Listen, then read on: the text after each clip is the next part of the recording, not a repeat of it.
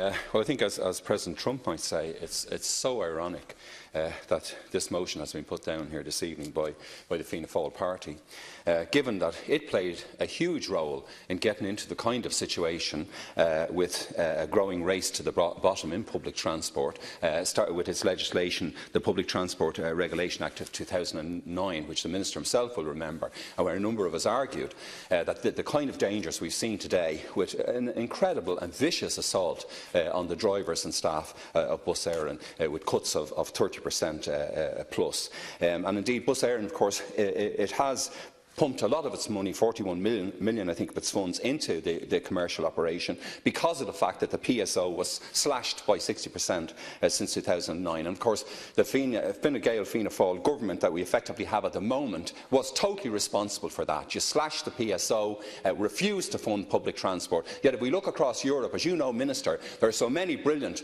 public transport systems, from Spain across to Netherlands, across into Eastern Europe, where you've up to maybe 90% indeed of the costs are subsidised by the state.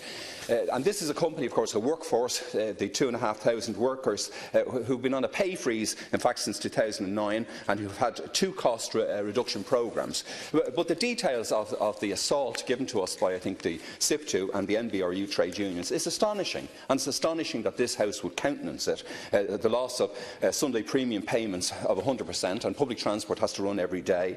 The rota and shift premium being eliminated to reflect so-called race-to-the-bottom competition, overtime rates being reduced by up to 40 or 50%, 10% a cut in basic allowances, change to monthly payment, which we've seen in this House in the past, where people wanted to go back to weekly and fortnightly payment to manage low-income households, sick pay benefits being slashed by up to 30%. A devastating attack on the workforce of this important national company and important national service. And I know it may have been read out earlier on, but just to tell you the story from one driver, case study, he tells me that I'm 53 years old and have worked for Bus Éireann for the past 9 years. I work a 7-week roster, working 5 over 7 days each week. I work 4 Sundays out of 7. My gross annual earning for this roster is 46,419, about nearly a quarter of your wages, Minister.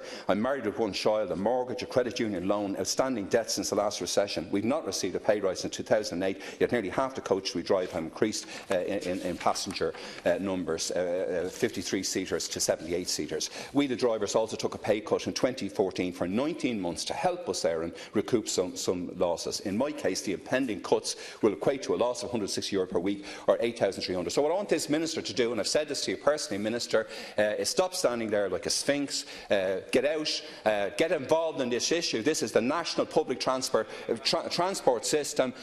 Your constituency, Ciancorla, and all our constituencies, a vital national service, has to be maintained. Thank you very much. And as the NTA said, no town, no village should be forgotten. Your responsibility, Minister. Thanks, Can. Deputy Michael Collins, I understand your